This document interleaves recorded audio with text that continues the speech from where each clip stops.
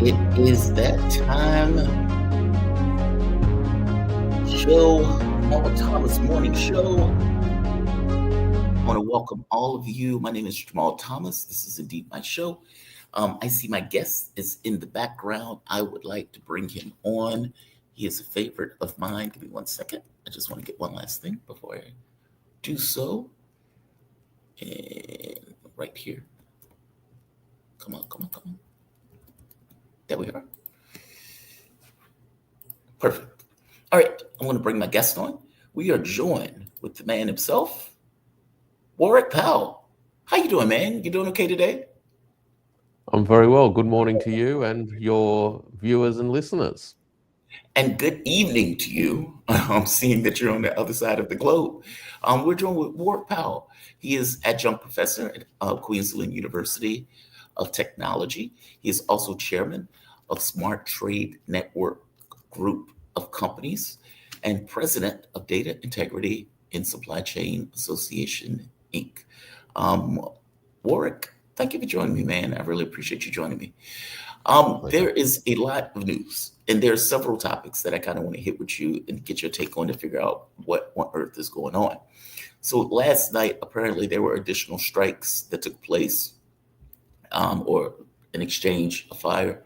Iran bombed, it is believed to be Kuwait, but the news is being very squirrely about where they bombed. They're just saying Iran bombed the US base, even though Kuwait's air defenses and everything else apparently went off. The US bombed apparently Iran again, and they're still saying that the ceasefire is in effect. I'm curious on what this has like. The longer this goes, obviously, the worse this gets. But how bad are we looking? How bad are we expecting this to get? I mean, if this is 30% of the global oil, that means energy is still getting through. It's just the amount has been depreciated by a significant percentage. How bad should this get if this goes on for another 2 months or another month?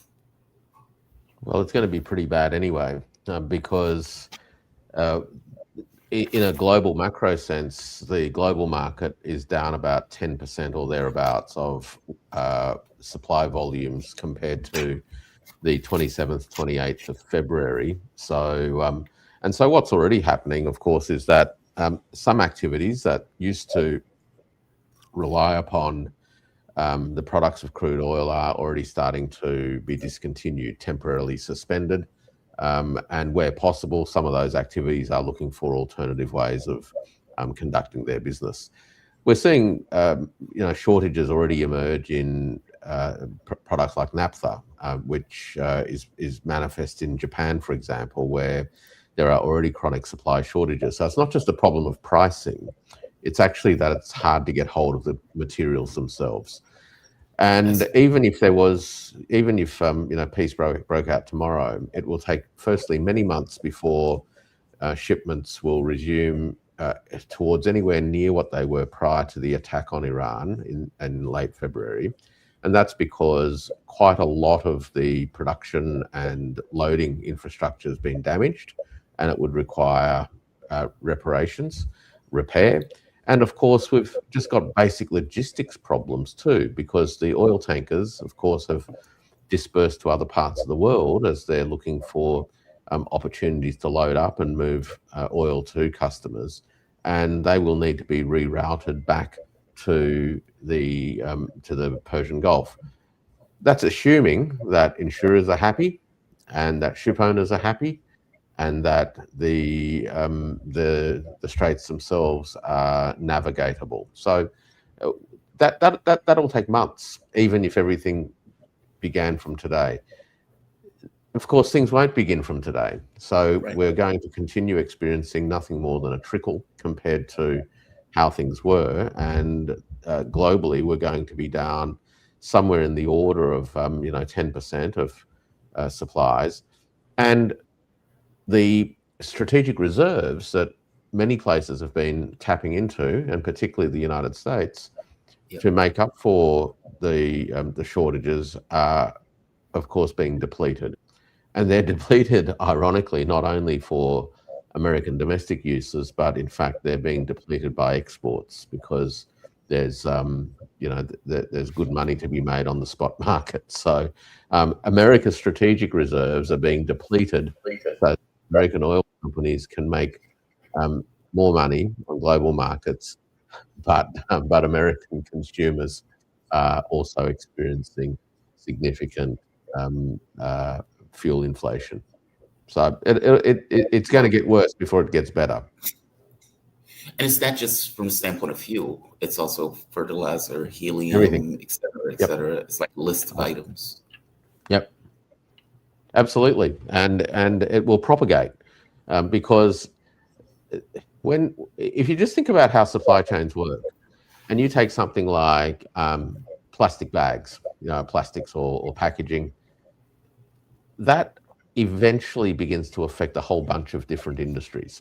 So the effects aren't just vertical, they eventually propagate horizontally across industries as products begin to, or shortages of products begin to be experienced, across many different kinds of industries. And that will begin to affect things. Food's another classic example where fertilizer shortages will in due course affect certain kinds of food production, of course, but that will then have flow-on effects into downstream uses of those foods. It will then affect things like manufacturing. It may also affect the restaurant trade. These cascading effects are only just beginning to be felt. What is it like in Australia? Like for the United States, from my understanding, the U.S. is getting, let's say, the least hit, and I'm saying least as a comparative statement because our gas is 4.50 on average, which for us is insane. I know for the rest of Yeah. the world, it's normal. What is Yeah. it looking like in Australia right now? Well, Australia is an importer of most of its refined fuels.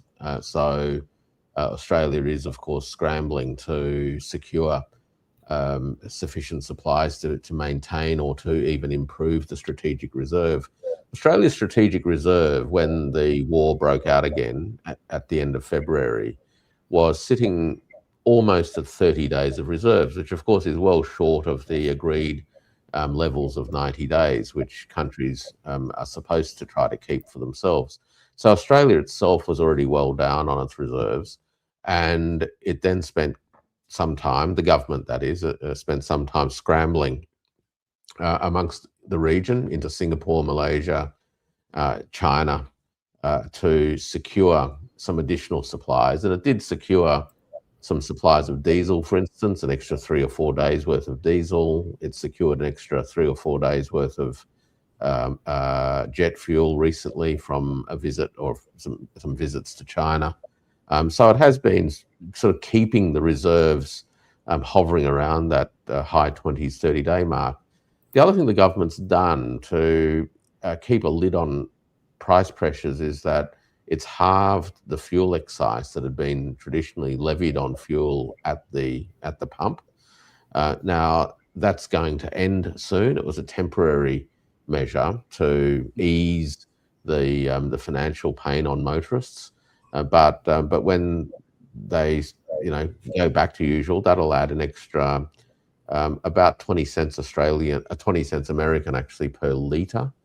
So at the moment, gasoline prices and diesel prices have actually not been crazily high, but I think that there is a little bit of, well, basically the government's excise reduction has made a big difference. But give it another 6 weeks, and we're going to start to, I think, really feel the pinch here in Australia. Across Asia, we're seeing markets feeling the pinch. The Philippines is feeling the pinch, for example, and the United States will be amongst the last to experience physical shortages, but because it's connected to the global market, it's already experiencing price impacts. Are we looking at like stagflation, recession? And I'm talking about this from a global perspective because it seems to be a global issue, meaning it doesn't Well, seem to be yeah. localized in one country. It seems to be across the globe. The modern industrial system, insofar as it is a global system, and in many ways it is, will be affected. So, if you take, the main fuel that drives the industrial system and the industrial transportation systems, diesel, that's a global problem because diesel is what fuels the ships that move from one place to another. And so we're going to see things like increased costs, and they'll be passed on through transportation and shipping. And in due course, it will affect the entire globe. Regions and countries that have limited or zero refining capabilities of their own, of course, are the most exposed. And of those, the poorer you are, the more exposed you are, because as prices get pushed up, poor countries will come under increasing pressure as far as their ability to finance those purchases are concerned. And because you need to purchase them with foreign exchange, with US dollars typically. And if you're short on those US dollars, you're going to come underneath increasing pressure, trying to keep the diesel flowing and the petrol and things flowing into your own country. So poor countries will be affected first, and they're already being affected. then it's the not as poor countries, but ones without sufficient refining capabilities at all. They'll be next. And eventually we'll start to see countries that do have some refining capabilities, but in truth, never quite enough affected. The United States is affected not because it doesn't have refining capabilities, but because it actually relies upon oil from the Middle East for the production of a lot of the diesel that the United States economy uses. The Mhm. United States, in and of itself, does not have enough of the right kind of crude oil to make enough diesel for the American economy. Right. So this is how interconnected these things are. Now, as shortages begin to take hold and prices get pushed up, some economic activities will, of course, cease. They simply don't have enough fat in the activity to carry the increased cost. And this is the crazy part, Jamal, but mainstream central banking usually responds to inflationary pressures by increasing interest rates because what they're Right. trying to do is dampen demand further. So we'll have rising energy costs, demand destruction happening as a result of that, coupled with central banks pushing interest rates up, which will further contract aggregate demand, which will then further impact economic activity. And this is where you do get your, your major deflationary effects from an economic activity point of view. Um, we could be in for a very, very rough ride in many parts of the world. And yet the dollar has strengthened. Like when I was reading the thing today, it says something like the price of oil has gone up and the dollar has effectively strengthened. And I assume that it's strengthened just because of the petrodollar effect. But is that what we're looking at? Or am I getting Well, you this can't, wrong? yeah. Well, and because folk need the dollar to buy the oil. So I see. Because it's allocated in dollars, in which case, okay. mainly, yeah. So the only oil that isn't, well, the only oils that weren't was Venezuelan oil, Iranian oil, and Russian oil. Now, Russian oil is by and large still settled in non-US dollar terms, though, as we know, the sanctions had been suspended temporarily. Mhm. Iranian oil hadn't been transacted in US dollars for a long time, so that wasn't really part of the equation. There was some oil from Saudi Arabia, for instance, that was being traded in Chinese RMB, and increasingly so, but it was certainly not of an order of magnitude that would suggest that we were staring at an imminent demise of the US dollar as a means of paying for oil. So, countries or companies needing to purchase oil will be making sure that they've got US dollars to be able to do that with. Hence the dollar strengthening. Interesting. Um, Give me your take on. I know this is difficult to predict, and so I know this is a prognostication, which, as an economist, you may not want to do. But I'm very curious on your take on this. When people are looking at this, they're thinking to at least me. I'll say me. When I look at this, I think to myself, I don't have a model for this because I'm stuck with this idea that hubris versus the global economy, and I don't know which wins out from the standpoint of a president. Meaning, is a president willing to, for lack of a better term, look like an asshole for attacking a country in a war of aggression and then losing and having to back away from it and accepting it, that? Or with presidential hubris and narcissism, risk the global economy? I don't know which one. Meaning, I don't know if he does renewed strikes. I don't know if he's going to risk the global economy with Iran's reprisal strikes on this. How do you factor this into it? Meaning, when you're looking at this, because you're looking at it from a different angle than I am, where do you think this goes? Well, the first thing I'd be looking at this is from the perspective of a president and a GOP staring at electoral headwinds leading into the midterm elections. that's the first set of circumstances that I guess are likely to create behavioural pressure. Okay, and we saw in the last 24 hours President Trump, you know, hubristically dismissed the idea that he cared about the effects politically. But politicians will say that, you know, that they I haven't yet seen a politician who will publicly come out and say, "Look, I'm very worried about how the voters will react to my crazy policy." You know, they tend to, you know, say, you know, I'm very confident the voters will understand why I'm doing such and such, and in due course they will appreciate that I'm doing it for the right reasons. But of course, deep down, they're looking at the polling numbers, and no doubt they're hearing each day from the pollsters what's going on. And I think that there is some deep worry amongst the political professionals inside the Beltway that voters are sitting on their porches with baseball bats, waiting Yeah. for GOP candidates to come knocking on the door, because they're going to be held responsible for not only a national humiliation, but more importantly, I think for a lot of voters, it's actually the impact this is all going to have on their hip pocket. And so I think that that's the first factor. So you're talking about this question of you know, global economy versus hubris. I'd add in there the domestic economy and the domestic fallout, which leads to the Yes. next issue, which is the question of what is known as the decent interval problem. And the decent interval problem arose during the Vietnam War, when everyone inside the Beltway knew that the United States military could not defeat the North Vietnamese, but no president wanted to carry the can. And Yes. consequently, instead of backing out and figuring out how to back out, the problem was how to keep it going so that you could push it beyond the next election or to make it the next candidate's problem.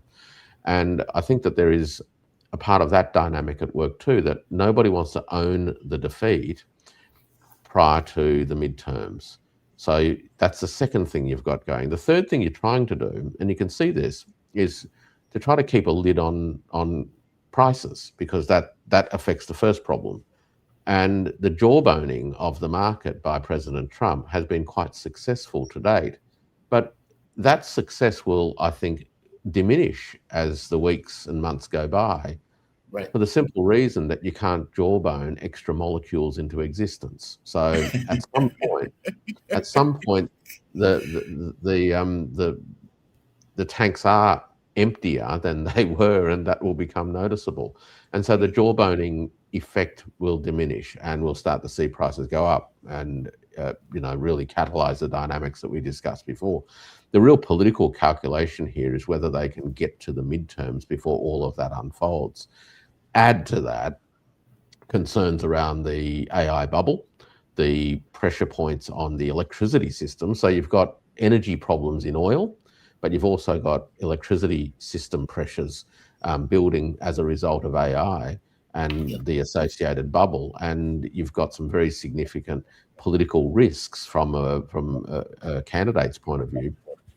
I mean, imagine if in October there was a run on stock which caused the popping of the AI bubble, and at the same time you had a whole bunch of induced demand destruction in the economy, because prices went to, you know, $6 or $7 a liter for a gallon for diesel. You know, Yes. if those things happen around that time, you know, there's going to be, you know, President Trump talked about a bloodbath when he, you know, was talking about Chinese EVs coming into the market. Well, you know, you could be looking at a political bloodbath if that happened. I did some modelling about a week ago, just and a little bit rough, but it was essentially a form of attrition-based modelling. So just think of so the model is relatively simple. It was looking at crude oil and diesel, and looking at four regions of the world. So Russia, China, five or six regions actually: Russia, China, US, Southeast Asia, Africa, UK, EU, and it had in there parameters around how much diesel each region consumed, how much diesel each region manufactured, how much crude they produced, how much crude they imported, and and the conclusion of that little basic model is that come July, the EU and Asia and Africa and South America will really begin to observe the pinch. And come end of September, Russia, and the United States in particular, Russia's a little bit immune from this unless they had some dramatic collapse in productive capacity. And Yeah. China has been well prepared for a whole bunch of other reasons. So the United States, come end of September, early October, will begin to experience some of these attritional problems, particularly around diesel. And diesel's very ubiquitous.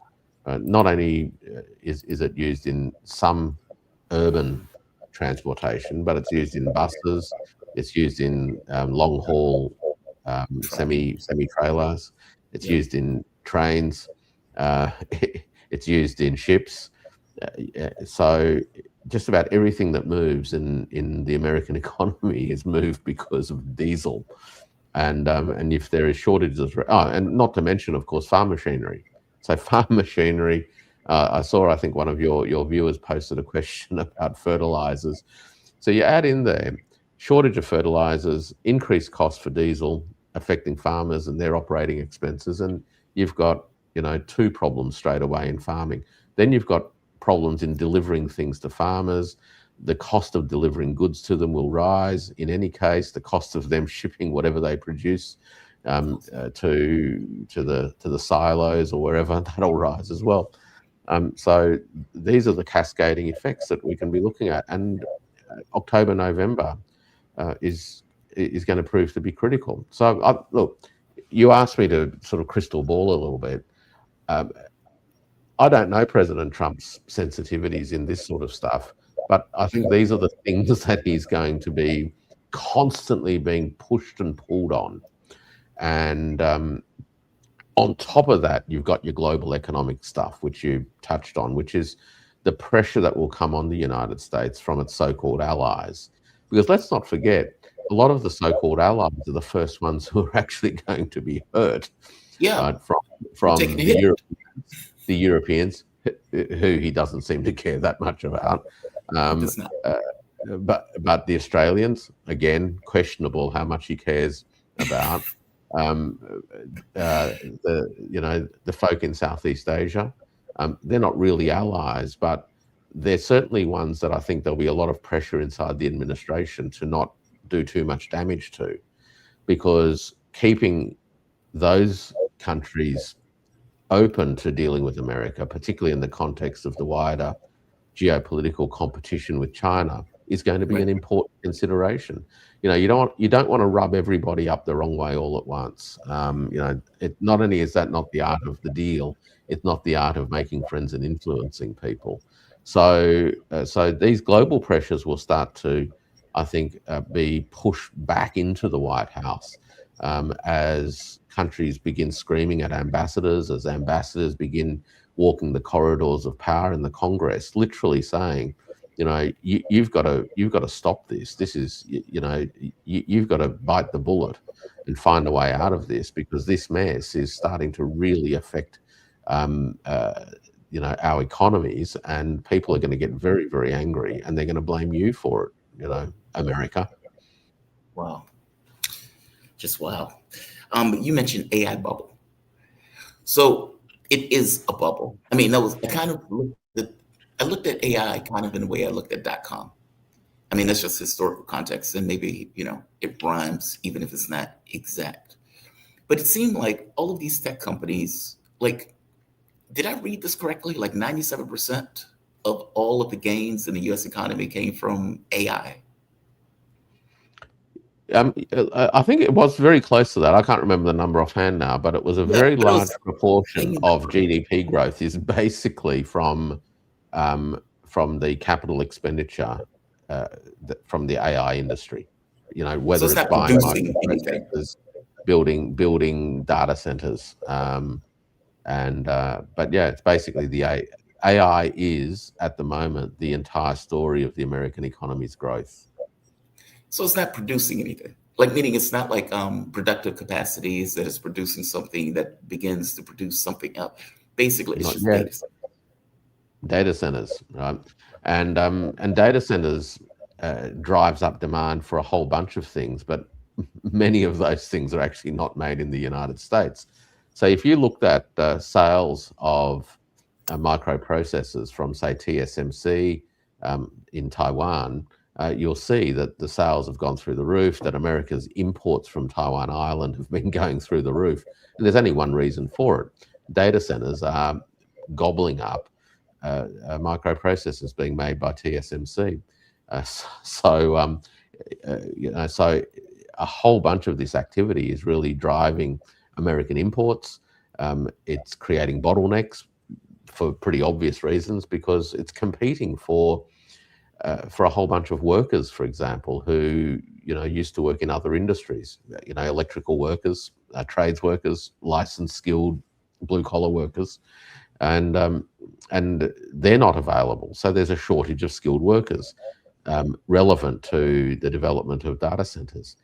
Some data center projects have been stalled and deferred and cancelled because they can't get enough of the right workers to be able to pull them together. Not to mention the shortages around things like transformers.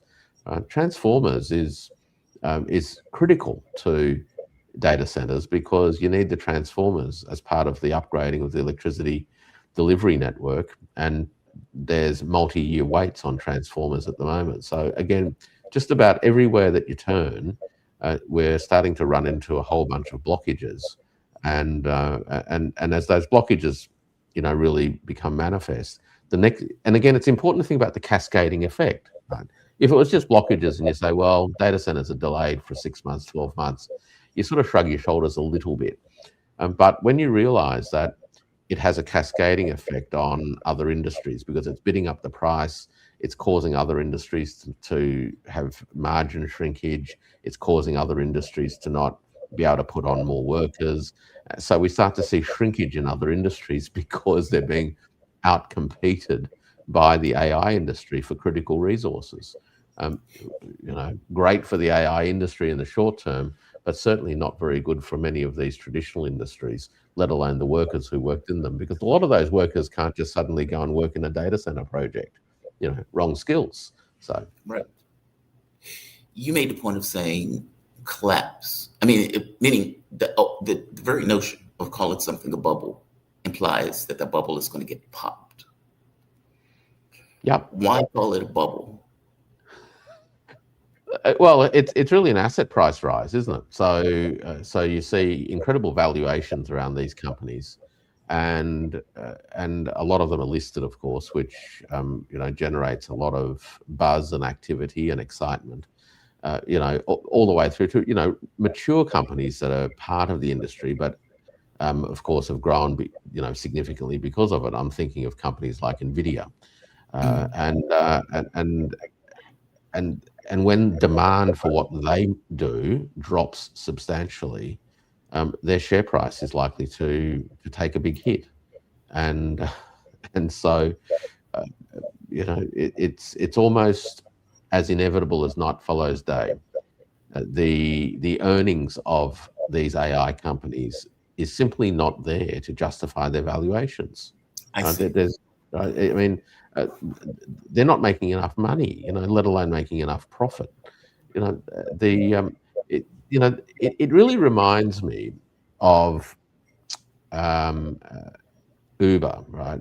A great sector dominating company. Now that company did not make a profit for, from memory, 12 years or 13 years. What?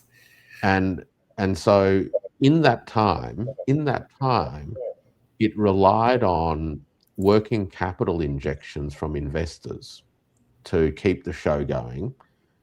And the promise was that by keeping the show going and keeping the business model going, which was essentially one that aimed to, in effect, monopolize the sector by crushing alternatives. And you'll remember in the early days, there were a few other, app ride, or ride app businesses around that were Uber competitors, but barely anyone can remember their names now. Yeah. And so the aim was to be the category killer. And because that's the promise to the investors. Once we can become the monopoly, then we're going to really Prices. mop up. And so investors kept pouring money in on the basis that at some point this turning point will be reached. And of course, it finally was. And but it took 12 years or 13 years.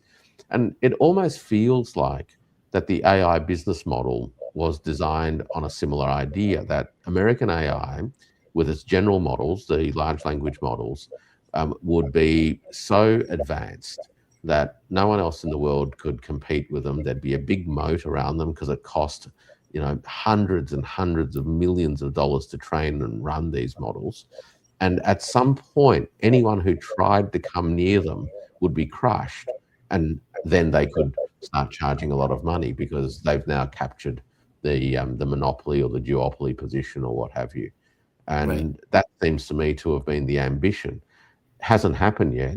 Um, Look, one of the reasons why that kind of model, I think, has largely been destroyed is because about half a dozen Chinese AI companies have launched free open source versions of these LLMs, and Yes. so much so that some of these models are actually far more prevalent in the developer community in the United States than American models. So, look, I think the American AI business model is basically unviable, and it will lead to a big shakeout in the industry.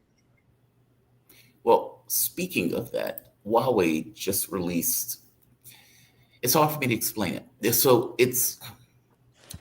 there's Moore's law, And and Tao's law, what is it called? Well, they're calling it Tao's law. yeah, But I'm going with Moore's law first, with this idea that there's a limit in regards to processing power just because of the speed of light. And the smaller these things get, the closer to that limit you're basically going to hit. Meaning, initially, the thought was that you can increase programming, or let's say the power of chips exponentially going forward. But there's a limit to it by the speed of light.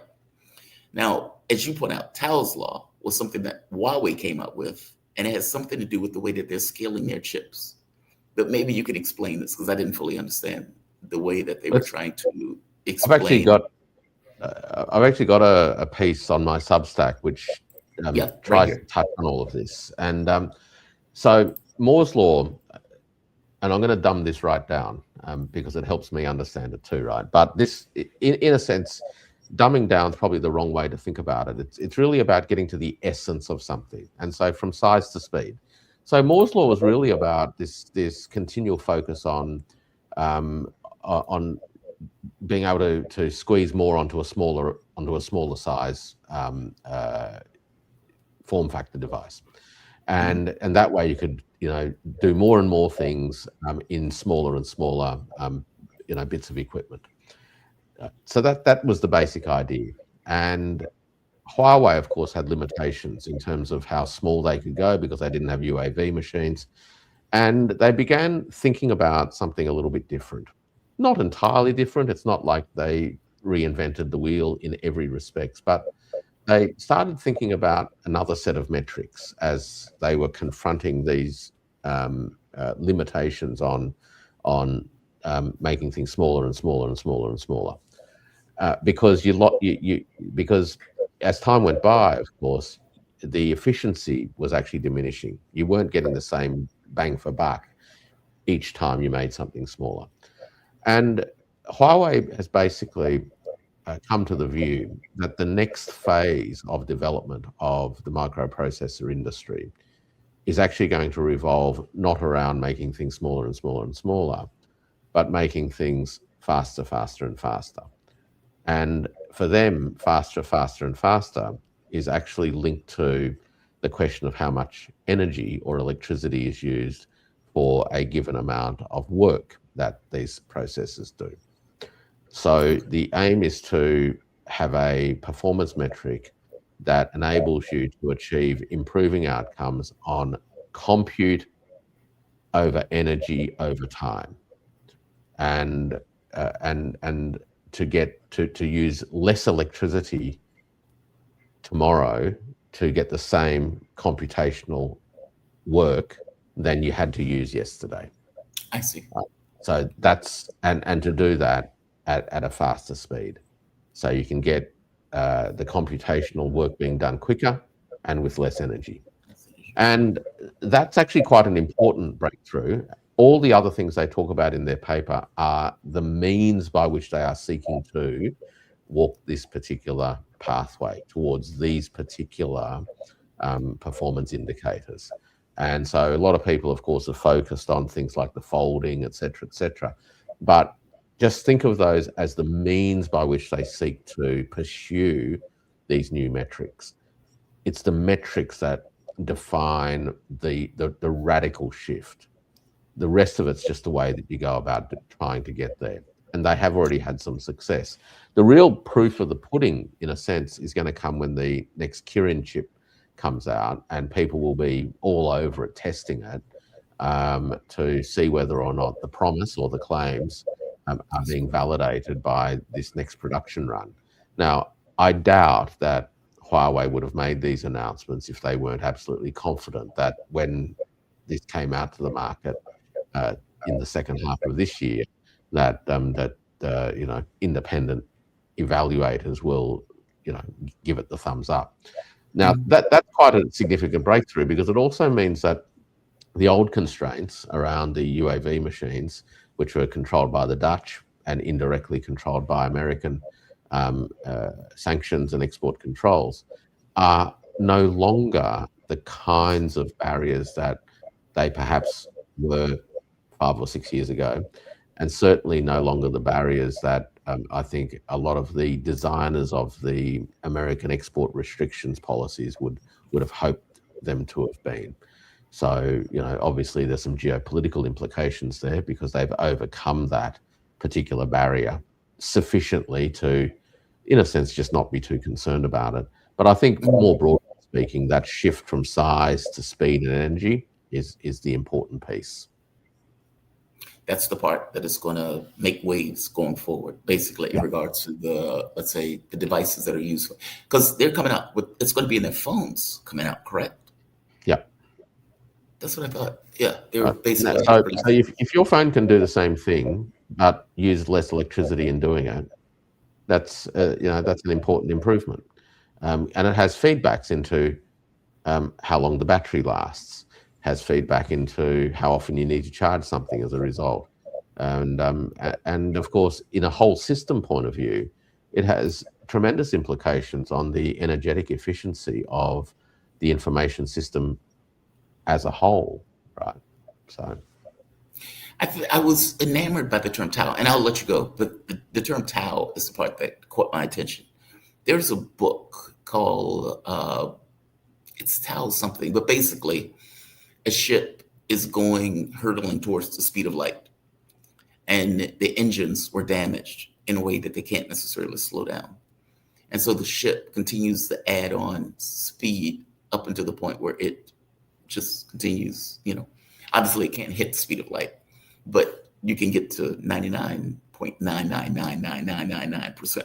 And, that's what it caught my attention. I wasn't sure if they were making a reference to the book when they named it, with the idea of some factor of speed of light. I don't know. I just thought but it is about speed, right? Speed and energy is actually what it's about, as opposed to size. So, that's the main thing that people need to keep in mind, especially for the non-technical people, and from a broader strategic point of view, a geopolitical point of view, an industrial competitiveness point of view, and a system point of view. If you can get the same amount of work out of a microprocessor with a modestly less amount of electricity consumed, or that there's been less waste, right, of electricity, and you add that up across a whole system, that's a significant advancement. Yeah, especially since energy is one of the main things for these data centers and whatnot. Yeah. Yeah, absolutely. That's the name of the game. Dr. Warwick Powell, my man, thank you for this. And Dr. Warwick Powell, he's an adjunct professor at Queensland University and a professor at I'm sorry, I need my glasses. This is now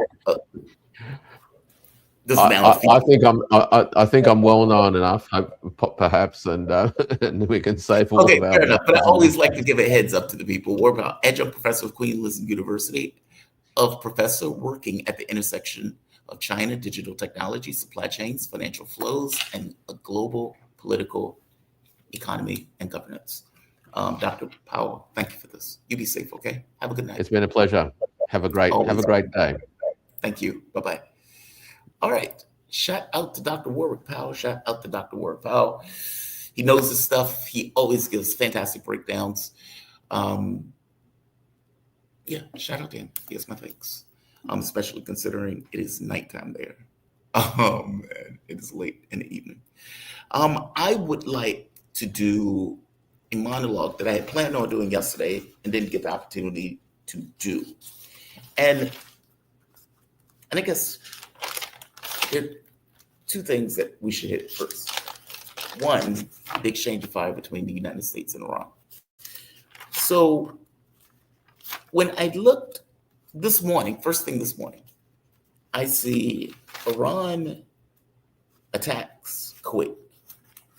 And then when I look further into the story, because I got to be honest, I've gotten to the point where I don't necessarily believe much of anything I see on Twitter or on social media. I started looking further into the story, and people were being very cagey about what and where the attack took place. Like if you look at US media, it just says Iran says it attacked a US base. They weren't necessarily being specific as to where. Further research points out that Kuwait's air defenses were enacted. And they pointed out that if you heard something blowing up, then it was the air defense intercepting missiles and drones, etc.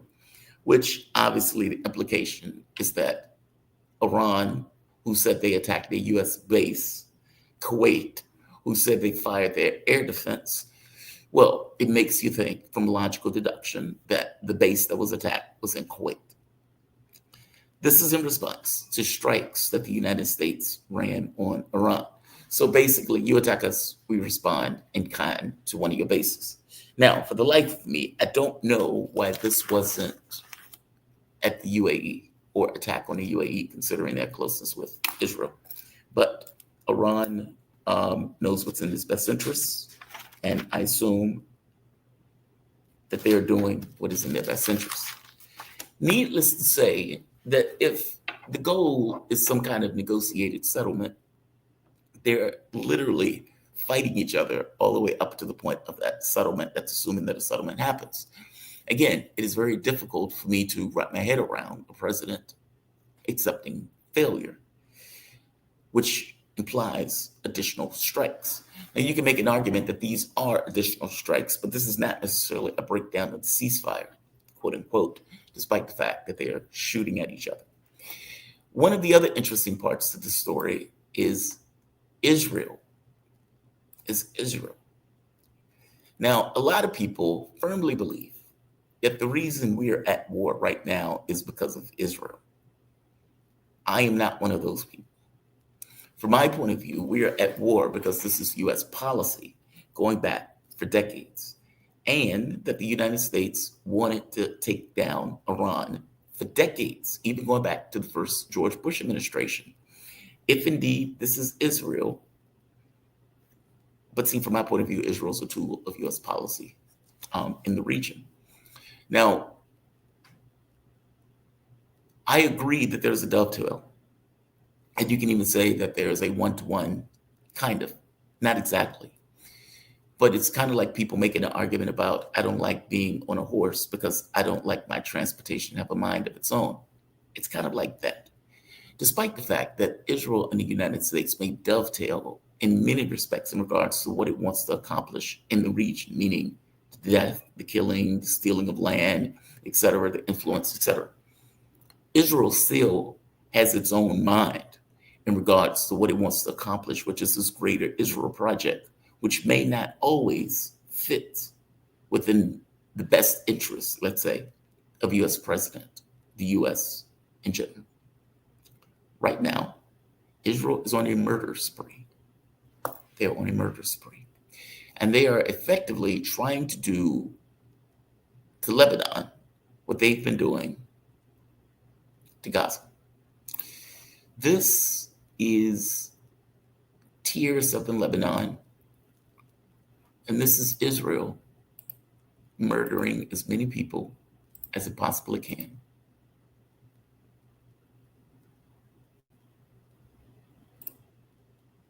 Let's see if I can show this.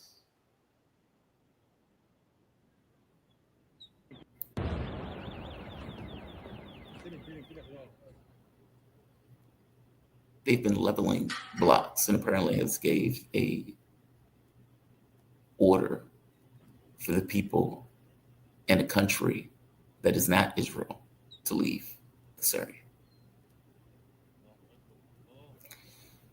This is just one shot of this. There are all sorts of photos, videos, and everything else about what Israel is doing in southern Lebanon. Now, I think part of the interest of this is whether or not Donald Trump is going with the idea of pretending to have negotiations while simultaneously allowing its dog to kill as many people as possible up until the point where negotiations, I don't know, maybe come to fruition at some point. But obviously, they're doing everything in their power to kill as many people as possible in southern Lebanon. The interesting thing to me is even if a deal is possible, even if it's possible, Iran will be tested. And the way they're going to be tested may not be with necessarily strikes on Iran, but with the US's dog continuing to murder and continuing to do strikes. And the looming question for me is, what does Iran do?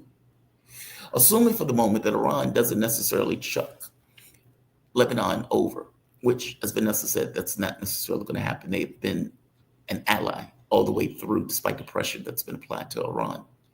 What do they do when Israel violates the agreement? Because they will violate the agreement. And when they violate the agreement, the United States will not say anything about the fact that Israel violated the agreement. If Iran responds, the US will, of course, scream. This was the same tactic that they were using against Hamas. You come to a deal, Israel will continuously violate the deal. The US says nothing about the fact that Israel is violating the deal. When Hamas, or let's say Hezbollah, respond, then all of a sudden there's outrage. That is a looming question. Right now, they're exchanging fire, and apparently they're still in negotiations. And again, the United States is deal adverse in this because, all things being equal, a US president that initiated a war of aggression does not want to walk out of that war of aggression as a failure.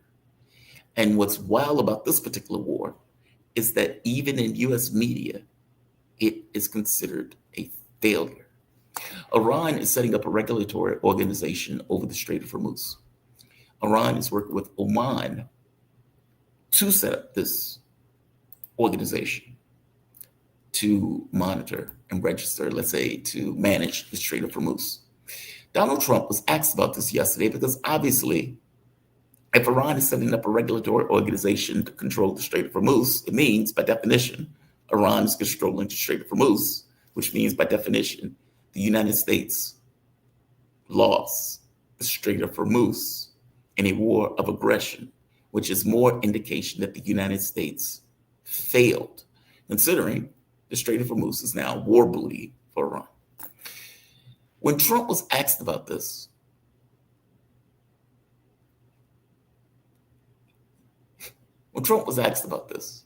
he came out and said this about Oman.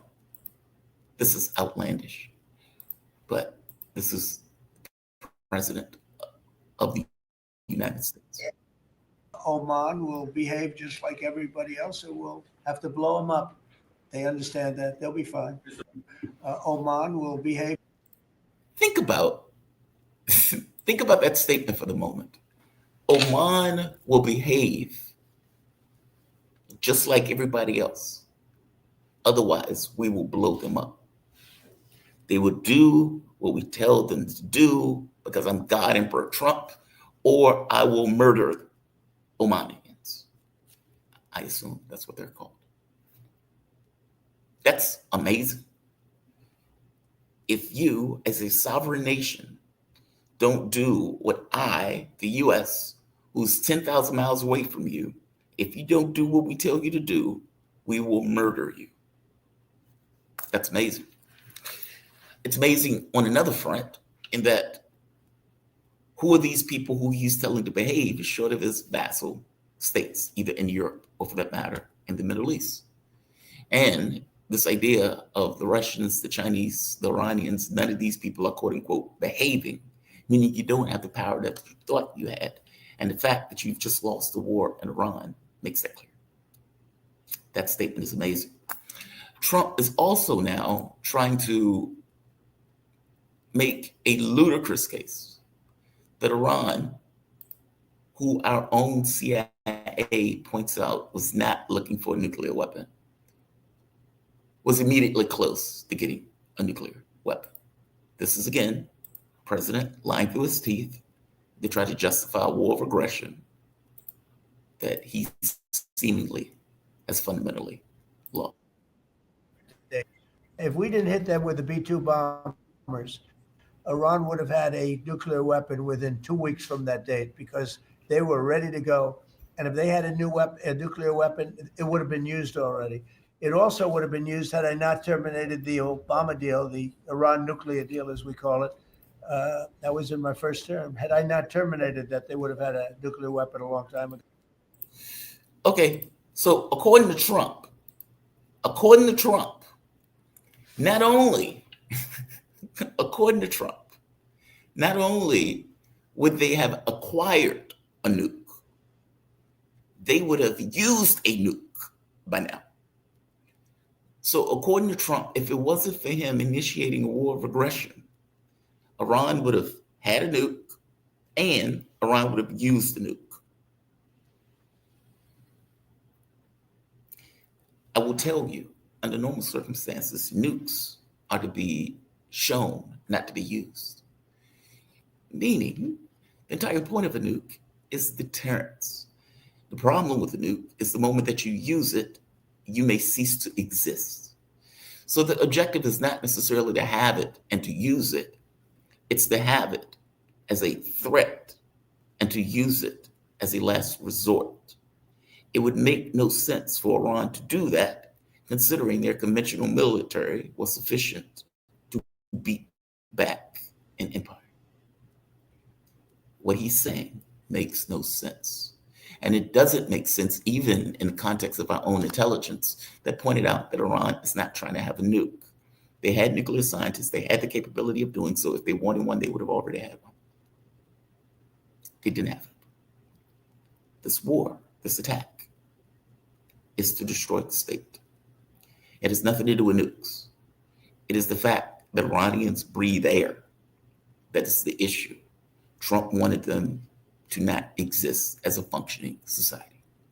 Hence the attacks. Trump is lying through his teeth here. And one last point. This idea of trying to get all of the Gulf states to recognize the state of Israel and sign the Abraham Accords. Now, when this was first mentioned on the phone, apparently everybody went bone quiet. Everybody was very silent because all of them realized this is ridiculous. We're not doing this. Now, it is weird on another sense that these are separate concerns. Signing the Abraham Accords has nothing to do with the war of aggression that you started, at least not directly. Signing the Abraham Accords has nothing to do with you coming to terms with Iran. Again, these are separate concerns that Trump is somehow trying to mesh together, believing that he has some kind of leverage short of these states being vassals. This is him basically saying that the world economy is going to be held and prize.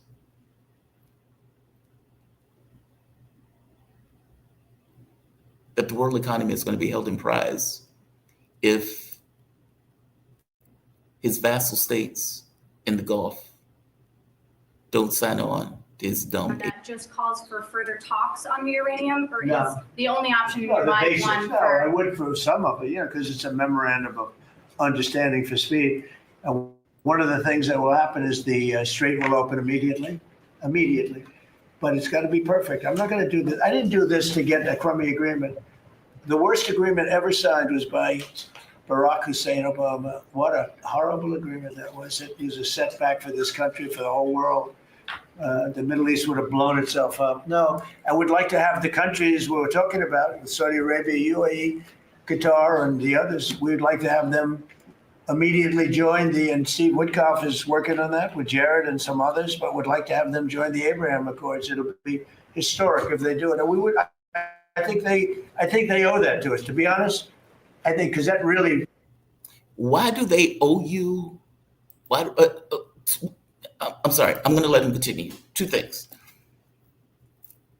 Donald Trump will not get a better deal than the JCPOA. I'll say it again. Donald Trump would not get a better deal than the JCPOA. He's in a worse position. Obama made the deal from a position of strength, meaning power is a shadow on the wall. Iran is trying to avoid a war. Obama makes the deal under those terms of, we don't want a war, we don't want a conflict, we will make deal even though we shouldn't have to make a deal with you for anything. That is a veiled threat that is used to get a deal using soft power to do so. The war has already started. You've already demonstrated your capabilities of what you can do and what you can accomplish. You failed to accomplish it. You are negotiating from a position of weakness. You've already shown what you can do. I hope you get my point. There's a difference between those things. Me being greased up with my muscles showing, okay, that guy looks intimidating. Us getting into a fight and you're not able to accomplish your objectives, okay, that's different. You've demonstrated what you can do. Those are two very different things. Donald Trump will not get a better deal than Obama. Full stop. Also, I don't know why the Arab countries owe you anything, if I'm being bluntly honest. They've put money in your G-string continuously since you've been president, meaning they've been bribing you since you've been president. Those bases got crushed while your main objective was to defend Israel. There's that, which also I would imagine shocked them on some level, which I don't know why they were shocked. I don't know why they owe you anything, but let me finish. Would be a tremendous sign. And I think those countries owe it to us. Steve, are you going to get them to sign? We're definitely pushing it, Mr. President. I'm not sure we should make the deal if they don't sign. You want to know the truth? If they don't sign to join the Abraham Accords, I don't know that we have countries in there already. UAE, great countries, bold countries. And it's turned out to be so good, so effective. And so we're, This is bluster. This is a bullshit artist bullshitting. That's all that is. I've known guys like that. This is a bullshit artist bullshitting, pretending as if he has control in a situation where he has no control. Short of Trump calling it a day, dragging his tail between his legs, and leaving. He has no control over the situation. And regardless of this bluster, the reality of it is that the U.S. economy getting, let's say, very brittle, the global economy getting very brittle, and I would say to a lesser extent the global economy, but definitely the U.S. economy getting brittle with gas going through the roof. Well, he can only release so much of the strategic reserve, which is what he's been doing. You can only manipulate the markets so much with your, the war's going to be over with tomorrow, that nonsense. The reality of it is reality would assert itself. And as gas prices go up, as diesel prices go up, as food prices go up, as vacation time hits, and people realize how much money they're spending to go on a vacation, that's assuming they can even afford to go on vacation. When these things start to assert itself, this shtick is going to look even less impressive than it does now. The other story I wanted to hit, and I kind of hit this, but I guess I had a little bit more insight into it the more I thought about it, has to do with, what time is it? Oh, we have time.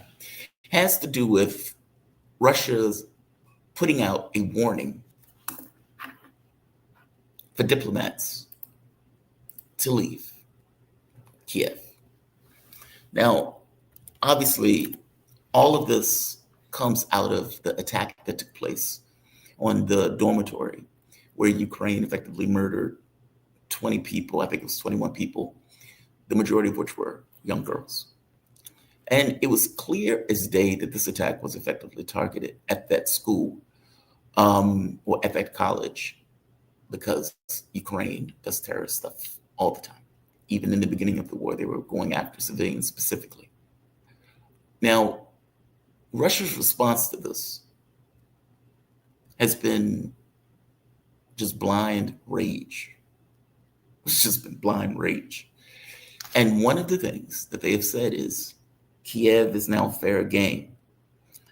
Basically, they said this is the last straw. Kiev is now fair game. And we will go after the drone manufacturers, the programmers, where they're assembled, and we will go after decision-making centers. Now, this doesn't mean that they're going to murder Zelensky or kill Zelensky. I don't take it that way. My understanding is that they're going after, let's say, the defense people who are making decisions to go after civilians, let's say terrorists, or for that matter, even military targets, I imagine. They also point out that diplomats should leave Kiev, which is super interesting. A, Kiev is fair game. B, we're going to go after decision-making centers.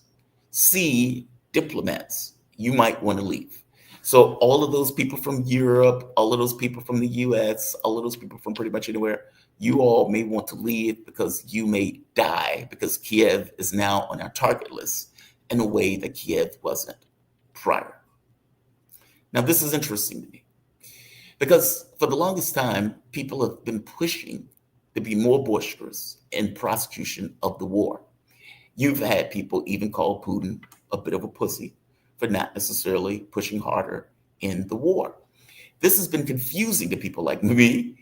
But apparently there was this real belief that there was a potential for a deal in a way that wasn't necessarily viable under the Biden administration.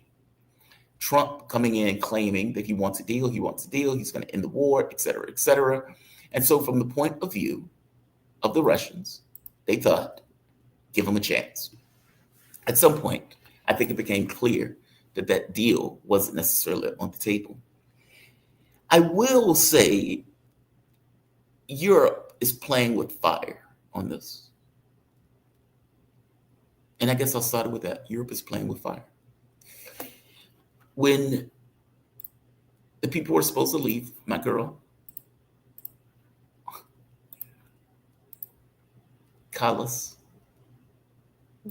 comes out and says, but yes, what we heard from Ukraine yesterday was that all the embassies stayed except one. So that also takes courage from those embassies. But yes, all the European states, America left.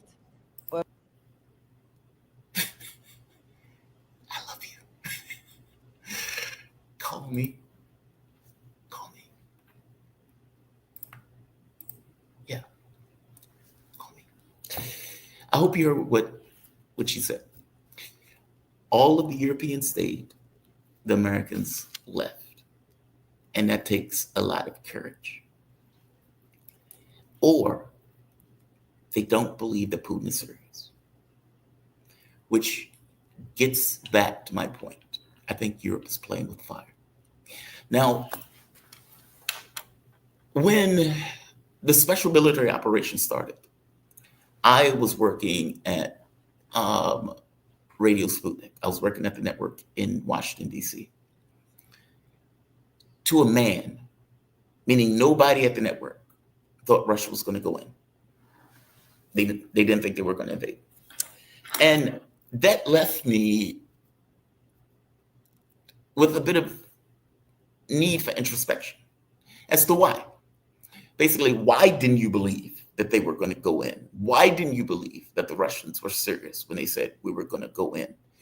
And I think what it boils down to is, we're sitting perched at the edge of the world, sipping a cappuccino as we watch events play out. And at the time when I first started at the network, we used to talk about Nord Stream. We used to talk about all this stuff. And I got to be honest, I didn't fully grasp the significance and the gravity of, let's say, the pipeline and what was taking place at the border. I did know that the U.S. was effectively lying, that the U.S. was acting as if it was only the Russians at the border, as opposed to the Ukrainian military literally being at the border, threatening to go in. Meaning the Russian response wasn't in a vacuum. It wasn't just happening in the ether. It was happening as a response to what the Ukrainian military, where they were stationed. What it made me realize was a few things. A, Russia had been invaded multiple times. B, 40 million, give or take, were killed in those invasions by the Europeans. They have a right to be dodgy about their borders. And in being dodgy about their borders, responded aggressively to the threat.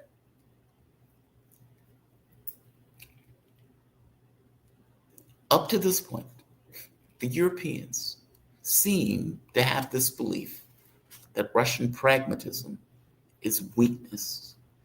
And you could make an argument that when Russia first went in, they were outnumbered 2-1 or 3-1. And you can imagine that being outnumbered 2-1 or 3-1, you don't also want to add NATO to that list. Part of me thinks that the difference between now and then is not entirely the school that was bombed and the kids that were bombed in that school. That may just be used as pretext. Maybe it's the reason, but it also can be used as a pretext, with the idea that the first time around when the Russians first went in, they did not want to have that struggle with NATO. And nor do I believe they want to have that fight with NATO now. But I strongly would put to the Europeans that it has become clearer and clearer in the Russian mind that that fight with NATO will take place. Meaning the Europeans are acting as if there's no way that Russia will bomb Kiev with diplomats being here. And I'm saying that that is getting closer and closer to not being true. Now, Russia at this point has a terrifying conventional military. They have two, apparently, armies in reserve with all sorts of new equipment, with a production capacity that is breathtaking. Meaning, over the course of the last 4 years, Russia seemingly has gotten itself more and more prepared, whether it's legislatively in regards to the laws that they pass, militarily, whether it's regards to getting the military up to snuff, meaning have 700, 800,000 men under arms at this point, whether it's even industrially, where the industrial capacity has effectively gone up to this kind of wartime level. Step by step by step, they've prepared themselves for a larger conflict that seemingly goes beyond the issue of Ukraine, not, again, because they want to, but because it seems that the Europeans are forcing it. Many people who I've talked to has pointed out that the reason that they weren't more aggressive in regards to going after, let's say, Kiev, for example, or going after decision-making centers, was because they didn't necessarily want to create a shock in NATO, that NATO would feel like it had to get involved. Now may be different considering the status of the Russian military. That's what I'm getting at. And there may be two things. the conventional capabilities of the Russian military compared to the capabilities of, let's say, Europe. 2, drone warfare, meaning the number of drones that Europe is effectively shipping into Ukraine and allowing the airspace to be used, allowing the land to be used for larger attacks. Yeah, I said that. Larger attacks on Russia in regards to energy production or in regards to some of the terrorist activities that Ukraine is effectively engaged in. And I'm saying terrorist activities only because if you are taking the Israeli and American approach to war, where you're bombing schools, hospitals, I don't know, ambulances, et cetera, et cetera, et cetera, things that are not necessarily military targets. I get great targets. Targets where you're talking about like trains and infrastructure that is be correlated to a wartime thing. I get that. A college, not so much. I'm trying to say that the Europeans who are dumping all of these drones and money and everything else into this particular process, they're edging closer and closer to the brink. And for whatever particular reason, probably because they've crossed so many Russian red lines in the first place, they don't believe the fire is hot, despite the fact that the Russians are in Ukraine as we speak. Europe better be very careful. That's the point that I'm trying to make. They think Russia isn't serious. Russia has gone through the constituent elements necessary for a larger war over the course of the last 4 years. They've been sending out one warning after the next saying, hey, NATO will not protect you, in the last warning that they made to Latvia, or for that matter to Finland, saying you're allowing them to use your airspace to do attacks on us. That makes you a party to the war. They've warned over and over and over again, and for whatever particular reason, and again, the reason boils down to what I've said before, Europe doesn't think they're serious. So Kalis will come out and say, we're very courageous because we didn't leave our diplomatic centers, because we don't believe that Moscow is going to bomb with our diplomats there. Russia, at some point, would have to get across seriousness. And maybe it's a defect up to this point that they haven't gotten across seriousness. And maybe if they did, they wouldn't be testing their red lines in the way that they've been testing their red lines. Either way, this idea of bluffing only works up to the point where they're no longer bluffing. I'll end where I begin. Europe is playing with fire. Europe is playing with fire. Putin has been pragmatic up to this point. And unfortunately, they've looked at the pragmatism as weakness. And people like me has pointed out that if Russia was more muscular in its actions, maybe they wouldn't be tested. Maybe they wouldn't be tested. At least not in this way, because at the very least, they would know if we do X, Putin is going to do Y. That Putin is not playing since the last time he said he was going to do Y. He did it. He had a muscular response. We'll see. We will see. We will see. But obviously, people like Jim Jatras. In fact, I got to be honest, most of the people that have came on, even Russian analysts, have had this perspective of wanting to be more boisterous in prosecution of the war. But it seems that at this point, I don't think that the deal is even being discussed. And so the war is proceeding. One last point. The Europeans don't care if the Ukrainians get killed in that war. They're just looking for enough time to try to build up some kind of European military. The other interesting part to this is the U.S. drawdown. The U.S. put out recently that they were drawing down, let's say, in case of an emergency in Europe. Basically, they're handing over the European theater, and I'll call it a theater, to Europe, with the idea that the United States would be a nuclear backstop in case anything pops off. Okay, again, that's super interesting. All of this stuff is taking place at the exact same time where Russia is basically saying Kiev is now fair game. So if there was a fear that NATO was going to act provocatively and get involved into the war because Russia is going after Kiev, well, it seems that the fear from the Russian standpoint has diminished. Simultaneously, with that, the US effectively saying we're leaving Europe to Europe with the exception of a nuclear backstop. Well, that leads to an interesting question. If NATO get involved, would the US actually get involved? I don't know. At least under this president, I don't know. Under President Kamala Harris, yes. Under President Joe Biden, absolutely yes.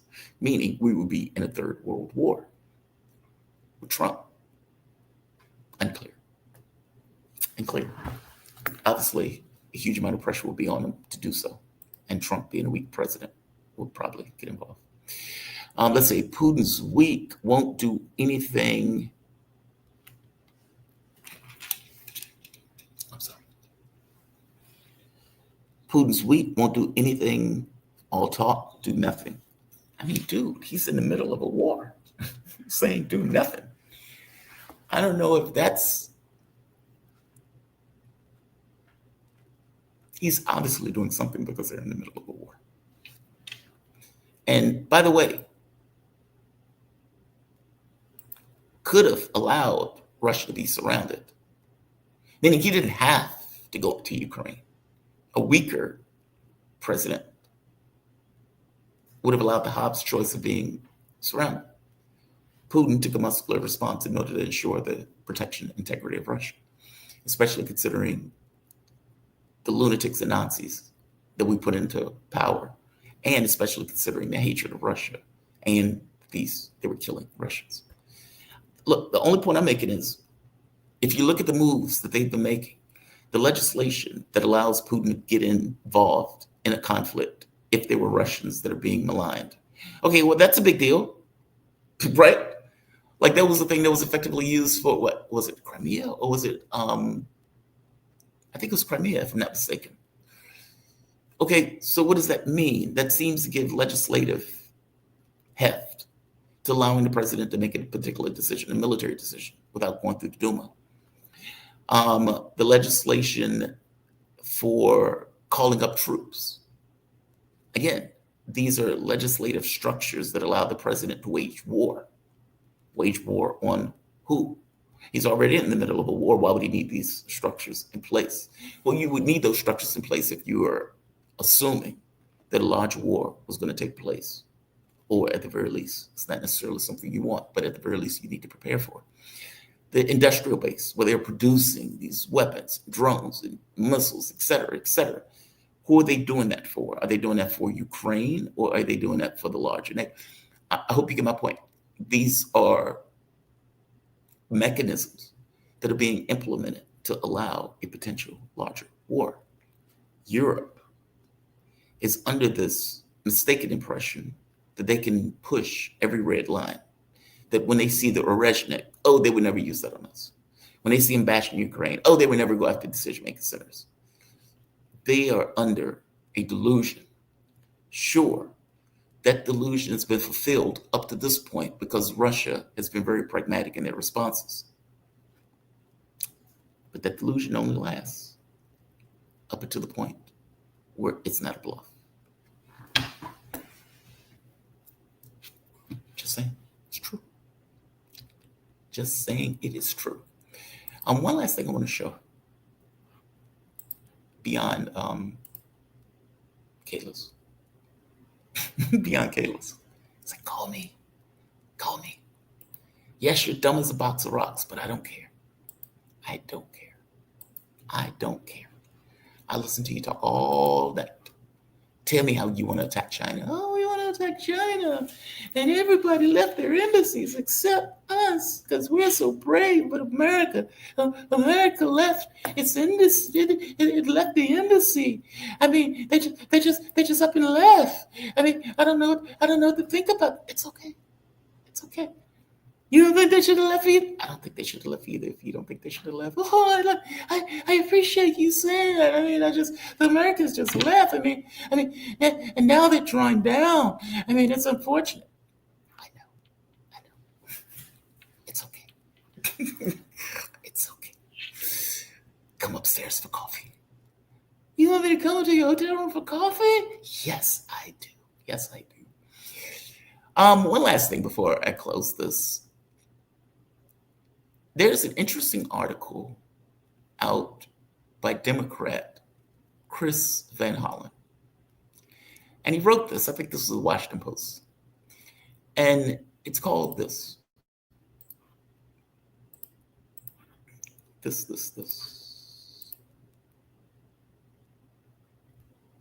The hard truth my party needs to face. Now, I won't go through the entirety of the article. I will summarize it. Basically, what it boils down to is a mea culpa of sorts. He's making the argument. Yes, I get worked up when I'm talking about Kayla's. Like I said, she looks like Max.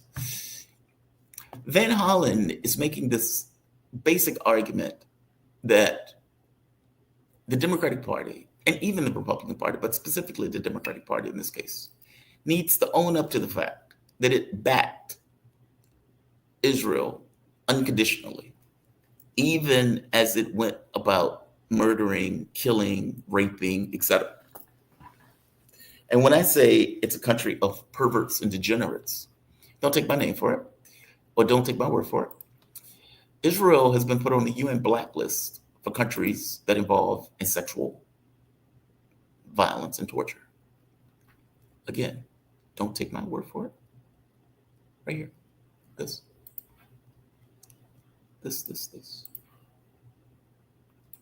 A country of perverts and degenerates. Sexual violence in conflict zones, ambassador says.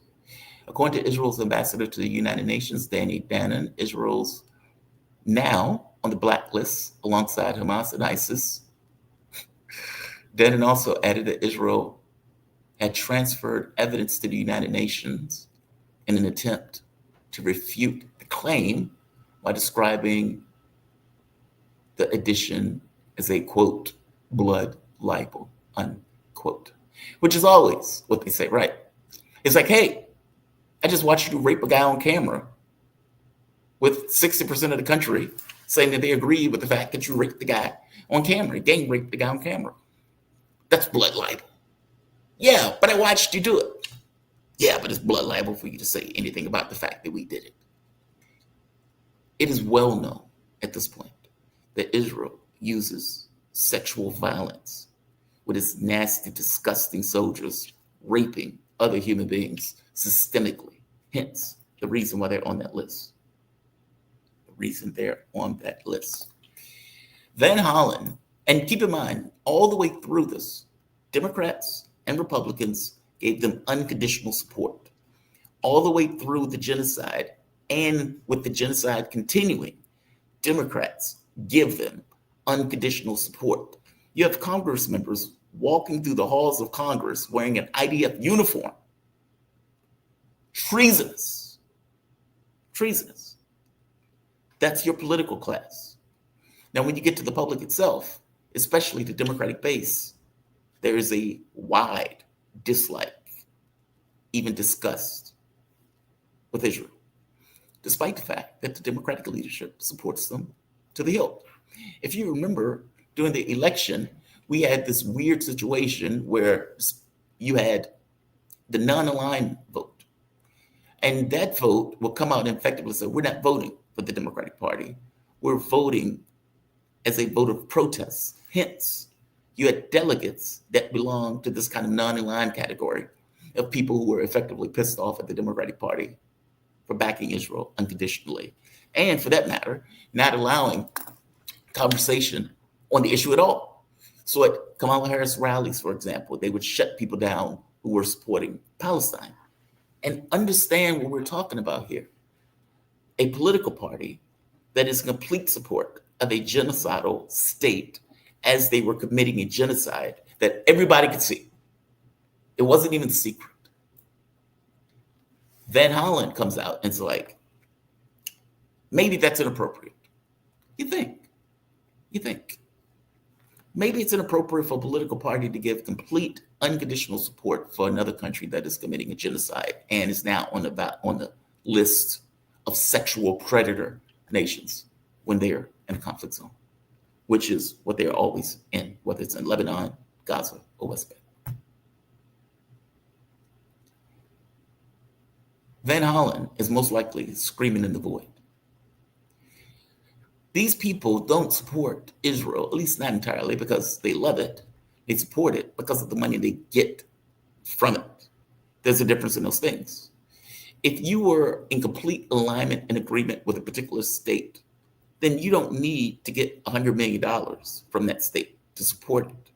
And yet, hundreds of millions of dollars flow from Jewish donors into our political process in order to, let's say, create perturbations in our politics at the behest of Israel.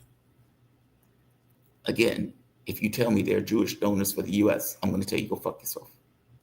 The reason is because for all intents and purposes, when we're talking about, it's like states' rights. It's like, oh, the Civil War was not about slavery. It was about states' rights. A state's right to do what? And in this case, to own slaves. It's the same thing. The donors are donating to do what? In order for the political alignment and political allegiance to be with a foreign government, in this case, Israel, a colony of 9 million squatters who can't even define their borders and who effectively depend on the United States for its very existence. If the Democratic Party, and by the way, people can make the argument that part of the reason that Kamala Harris lost was because of her support of Israel, this unconditional support. And what I mean by that, when you get millions of voters who say, I'm not voting for you, I'm staying home. Myself being one, I stayed home. And I even met people, just randomly met people who would bring up, I don't like the fact that the Democratic Party is supporting a genocide. Genocide Joe, if you remember the name. In which case, those people stayed home. If you remember, the Trump argument was, I'm going to end the war. Now, whether you thought he was telling the truth or lying is besides the point. One political party is firmly on board donating billions of dollars or giving billions of dollars to Israel as it is in the process of committing genocide, giving weapons, political support. The Biden administration even went out and it fundamentally lied. The US's policy that if a government is starving a population, that how we deal with that government changes. We understood that they were starving the population, and the US effectively lied in order to maintain support for Israel as it committed this genocidal war, not just in Gaza, not just in the West Bank, but also in Lebanon. The argument didn't even make sense because people will make the argument, well, I mean, they're fighting a war in Gaza. It's like, yeah, but in the West Bank, you have settlers, these lunatics with guns backed by the military, murdering, killing, and stealing property in that region. I've spoken to people in that region. One gentleman I spoke to in the West Bank, the day before I spoke to him, settlers had raided his house, beat him up, and he was injured during the interview. These people are lunatics. They're disgusting, degenerate lunatics. And we give them our complete support. Van Hollen is like, maybe the support shouldn't be unconditional. How about this? I go further. Maybe you shouldn't support them at all. How about that? Maybe you shouldn't support them at all. Van Hollen doesn't go far enough. Yes, I would argue it is obvious, but Van Hollen doesn't go far enough in that piece. You can check the piece out in the Washington Post, but he's effectively saying the Democrats need to face hard truths, and these hard truths on the issue of Israel. And we need to not have unconditional support. I'm saying we in the context of him talking about Democrats. We need to not have unconditional support for Israel, and any support that we give needs to be conditional on them following, I suppose, international law. Personally, I think he's screaming in the void. We'll see. The reality of it is there does need to be a come to Jesus in regards to how the United States as a whole engages with Israel.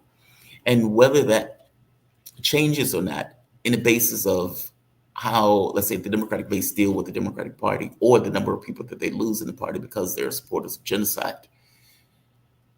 I don't know. Does that change the calculus of the people who are in charge? I don't know. I would argue probably not, especially since people will still vote for them in general. What's also interesting is many of these groups have started to move money around through other groups in order to funnel it to their candidates. Now, I suppose that on some level, this is a slight win because they feel like they need to even do it in the first place. What I mean by that is, let's say like AIPAC or whatever these other groups are that funnel money from Israel or on behalf of Israel to their political candidates. These groups are coming up with new names, new monikers, new vehicles, and everything else that people are not familiar with as a way of trying to get money to the candidates without putting a black mark on the candidate, which on some level is a win. Meaning the idea that you are so disliked that you need to come up with a new vehicle to give money because the very act of you giving money besmirches the reputation of the person that you give money to is impressive. It's impressive. It's not enough, but it's something. It's not enough, but it's something. We have a chat. Trump thinks no one can walk without his say-so. He's delusional. He's delusional. Look, and I'll close it on this. Those Gulf states, I would be shocked. I would be shocked if at the end of all of this, those Gulf states remain as vassals in the way that they are now. Because the reality of it is, imagine for the moment that you lump in with something that you think is going to protect you. And the thing that you lump in with that you think is going to protect you ends up not protecting you, but making you a target. And on top of making you a target, the person that was supposed to protect you instead protects this other entity of 9 million people while your countries effectively get hit with all sorts of missiles. You also have come to the realization that the country that you guys aligned against has the ability to hit you, smash your infrastructure, and the country that you've aligned with for protection can do nothing about it. What do you do at the end of this? Especially with the US president screaming that he wants you to sign some kind of Jewish supremacy deal that mitigates you to secondhand status in the Middle East.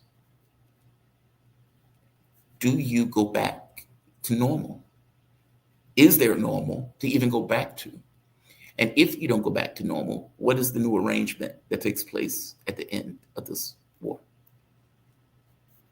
I don't think that Trump fully accommodates the level of failure that he's engaged in at this moment. I just don't think he sees it, at least, but he will. And future presidents will also see it. Future presidents will also see it. Israel has effectively catalyzed their own demise. Yeah, you can make that case. I mean, A, you're pariah state. There's that. B, everybody's seen you effectively commit a genocide. So again, pariah status. I would argue, what time is it? I would argue, and I've had this conversation with people who were in the region, and I think what I pointed out to them was it is very, dealing with a superpower is a difficult thing to do. And if that superpower has turned its sights on you, it's decided to attack you, you're stuck with that reality. You can have other countries get involved, in which case you have this thematic war.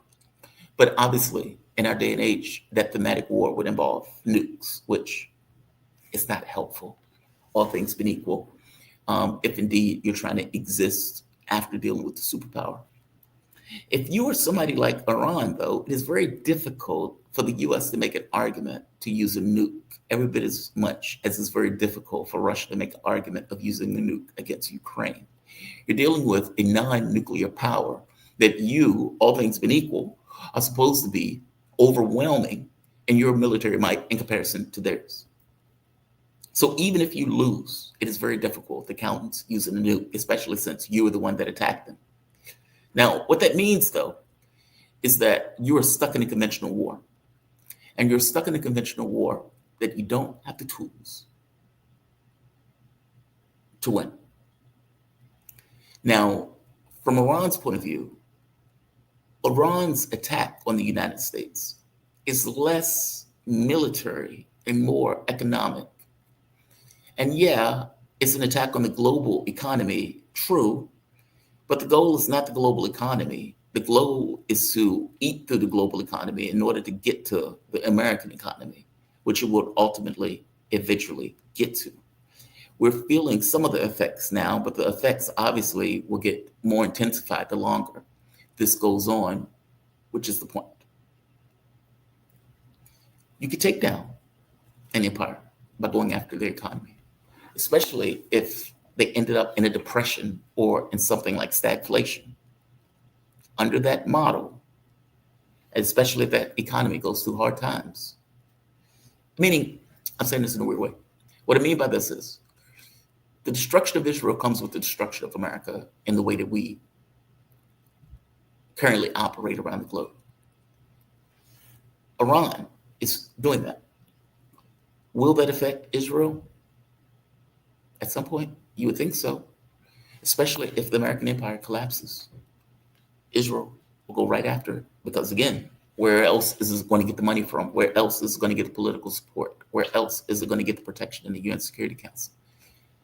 Europe exists, or Israel's existence is directly related to the existence and the perseverance of the American empire. If that empire falls, Israel is not long for this world. At least that's my argument. Or at the very least, it's not long for this world in the way that it currently operates. But considering it's a pariah nation, we'll see. I mean, obviously, all of this stuff is an issue of time. The longer this goes on, the worse things will get, not just for the global economy, but for also the United States. Currently, diesel is at, I think, $5.50, which is just, again, for an American context, extraordinary. Gas is at $4.50, which again, for an American context, the fact that it's been over $4 for the last God knows how long is pretty extraordinary. And obviously, all of those things are having effects on the way people are seeing and viewing Donald Trump with his disapproval levels at Nixonian levels. And I mean literally Nixonian levels. So I am going to end this. I'm going over to Deprogram with Ted Raw. I'm trying to think, is there anything else before I go? Look, I want to thank all of you who joined for the day. Today is a bit of a slow news day because, and I hate slow news days. What it boils down to is that negotiations are taking place, and you get all of this rigmarole around these negotiation moves, which to me don't matter. It's like, oh, they're close to the deal. Oh, they're far from the deal. Oh, the U.S. backed away from the deal. Oh, they're getting close. Oh, the U.S. is blaming Israel for so and so and so and so. Okay. Who knows what's true in that, right? Let me know when you got the deal. Israel going on a murder spree in Lebanon. That's news. Iran attacking a U.S. base. Believingly, it's in Kuwait, or we believe it's in Kuwait. That's news. Russia telling diplomats to leave. That's news, but that's news that took place a few days ago. The Huawei thing came out, I think it was yesterday. That's interesting, but that's far more technical in a way that you would need somebody who's technical on to explain. Slow news day, but at the very least, I can give you an update on what is going on. And I'm going to be on the program with Ted Raw coming up. 5 minutes. I'm going to say like, share, subscribe. You can support this content, PayPal, Patreon, Super Chats. Tomorrow, Garland and I are going to be on at 4 or 5 p.m. I need to see and check what time for Garland. Nick Cruz and I are going to be on, of course, on Sunday at noon. And I need to give you guys a heads up on who's going to be on tomorrow morning. Let's see if Lath can join to talk about what's happening in Lebanon. Oh, Tim Anderson. Tim may be able to join. Tim was in Cuba for the last 2 weeks or so he can give a detailed description of what's taking place on the ground in Cuba. I'll see if Tim can join. Next week, John Helmer and Carl Jha are going to join. I've spoken to both. Both said they were perfectly okay with coming on together, so I'm going to try to do that. We're also going to have Alex Kramer. He's going to be back next week. Yeah. We're going to do it up. I'm going to say like. I'm going to say share. I'm going to say subscribe. You guys are fantastic. And I will see you, hopefully, on the program momentarily. Be safe all. And have a good day.